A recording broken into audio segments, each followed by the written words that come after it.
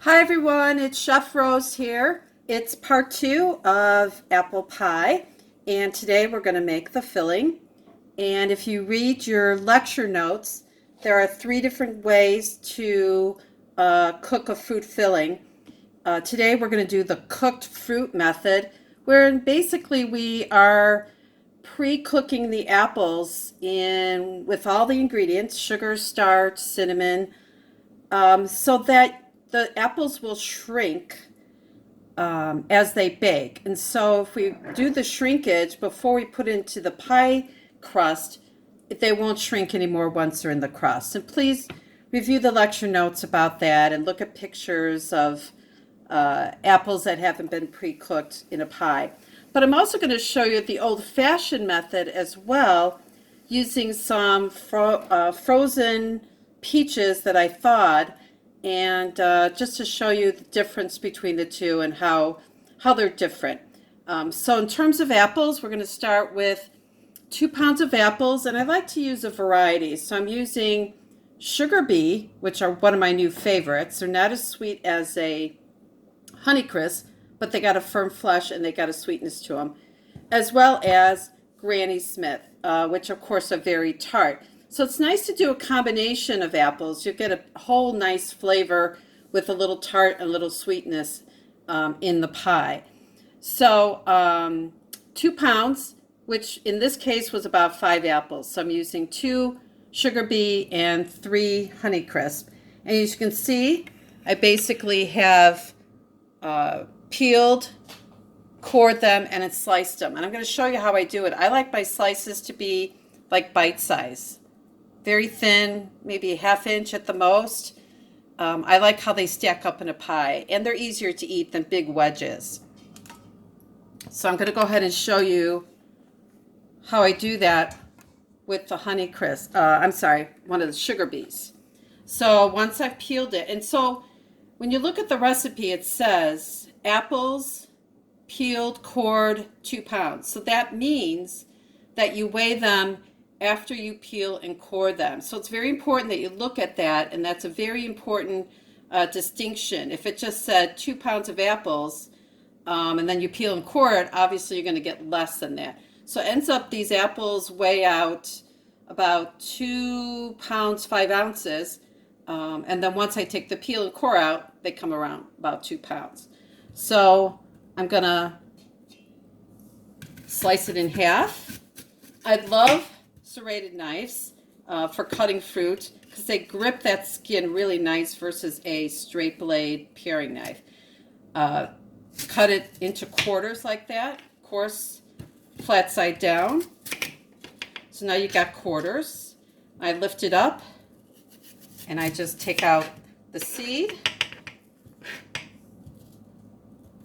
take off any skin too. Remember, most apples, their skin will toughen as they bake, so you don't want the skin on them. I mean, a little bit here and there is fine, but there's only a few apples that you can bake with the skin on that actually are edible. Otherwise, they're tough. All right, so then I lay it down like this and just go then straight across about a ½ inch. Put them in the bowl. This one's got a little peel in it, so I'll just eat it. Oh, Sugar Bee apples. You can find them at Jewel, but I also found these at Meijer. Very good. One of my new favorite. So I like this. If you look at the picture of the apple pie with the streusel that I put in lecture notes, you'll see the stacked pieces in that pie. It looks very nice and much easier to eat for the customer. All right, so my apples are ready. Get all this out of the way. And so here's the apples. So you have 2 different quantities of butter, 1 ounce and then a 1/4 ounce. 2 different sugars. The first sugar, this was, I believe, 3 ounces. I can't remember offhand now. And my second sugar that goes in later, I'm using brown sugar, and that's 3½ ounces of brown sugar. Why I like adding brown sugar at the end, it adds a nice caramel background flavor.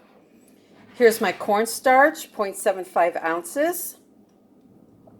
Then I have cinnamon, salt, and lemon juice. Very, very important. All right, so I'm gonna go ahead. You can see I've got a nice big saute pan. I'm gonna turn it on to medium heat. All right. So the first thing I want to add to the pan will be the 1 ounce of butter. I'm going to let that melt. What I can do while I'm waiting is make my slurry. So remember, a slurry is cornstarch in a cold liquid.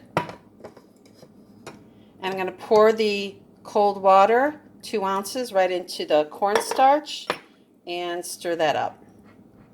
This will thicken the pie filling, so it's very important. And what's nice about doing this cooked fruit method is basically you can, pre-cook it, take it off the heat and say, ooh, it doesn't look like it's thick enough, and add more starch to it.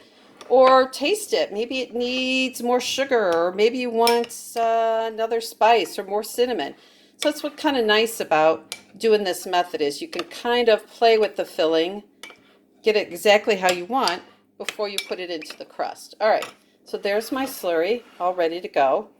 And remember, the lemon juice, this is fresh lemon juice, is so important, as well as the salt, because it's going to really perk up the flavor of the pie filling. And back there, I have my peaches. For the old-fashioned method I'm going to show you, I'm going to throw in some fresh blueberries. And then there's all the filling, sugar, cornstarch, salt, for the peach old-fashioned method. Old-fashioned method certainly works fine, but it's kind of almost like I'm going to put everything together and hope to God that it thickens well and it comes out good. So this method, cooked fruit, kind of gives you a way to play with the filling, like I said, to make sure it's exactly like you'd like before you put it into the pie crust. And it also pre-shrinks the apples. So you could use this method for apples, pears, fresh peaches that are really firm, fresh plums that are really firm. You can use this method. All right, so once the butter is melted, I add the granulated sugar. And I add all the apples. You're going to stir and cook them. Remember, when you add sugar to cut fruit, that's called macerating. Please look on the lecture notes for that term. Macerating means the sugar will start to pull out natural juices from that fruit. You know that happens when you put sugar on cut strawberries, it starts producing juice. So the same will happen with this, and we'll start getting juice as these apples start to cook. And I don't know if you can see the color difference, but when you cut a granny, they're very white in color, very pale, because they have less sugar. Then you look at the sugar beet, and they got more of a yellowish kind of tint. So that's from the sweetness. All right.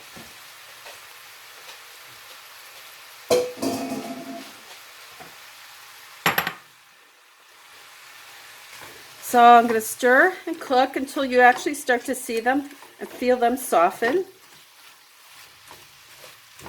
That'll just take a minute or two.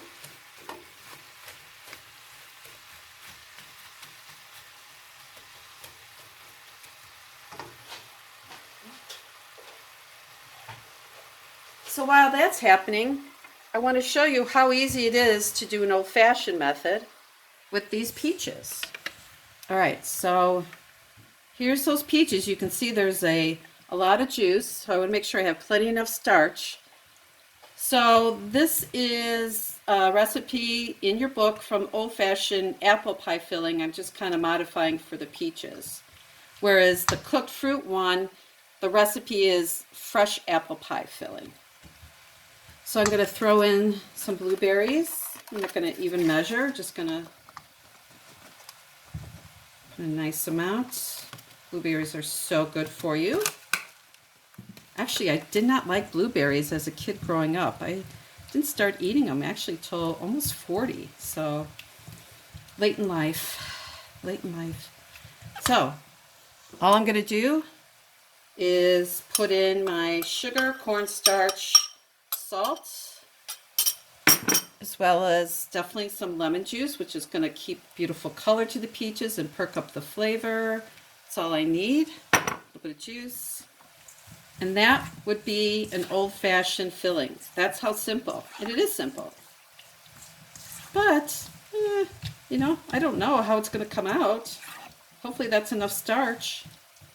But peaches, frozen peaches are definitely soft versus like a fresh. And that's it on the peach. I will put that aside. We'll come back to that later. All right, let's check our apples. All right, perfect. You can see there's juice. That's what I want, a nice good juice. I want it nice and hot. The apples, I can feel they're starting to soften a little bit. Good. So I make a big hole in the center. Grab my slurry, my cornstarch and my cold water. Make sure you stir it again. You can feel if some of the starch has settled on the bottom of the bowl, so give it a good stir. All right.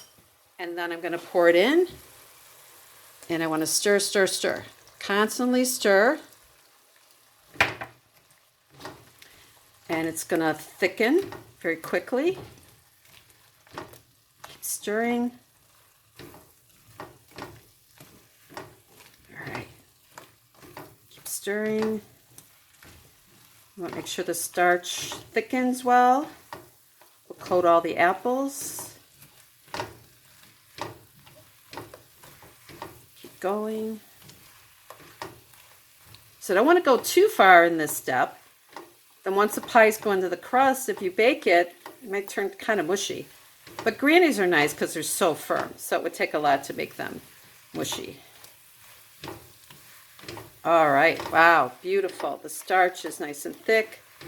It's coating the apples very well. All right, I turn off the heat. And then add all my remaining ingredients. So 2 teaspoons of lemon juice. The second quantity is sugar, which again, you could just do granulated if you don't have brown.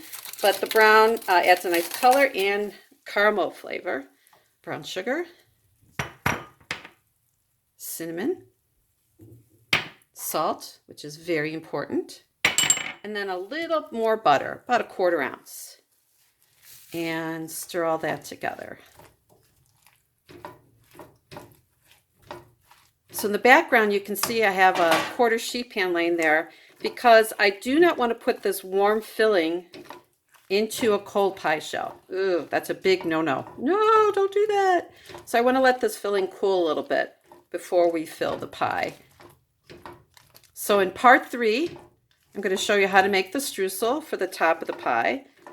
Put the filling in the pie, top it with streusel, and get it into the oven. I'm also going to put the streusel on top of the peaches as well. And that will have no pie crust. It's just going to be in a dish with the streusel topping, and that's called a crisp. It'll be a peach blueberry crisp. Pour that.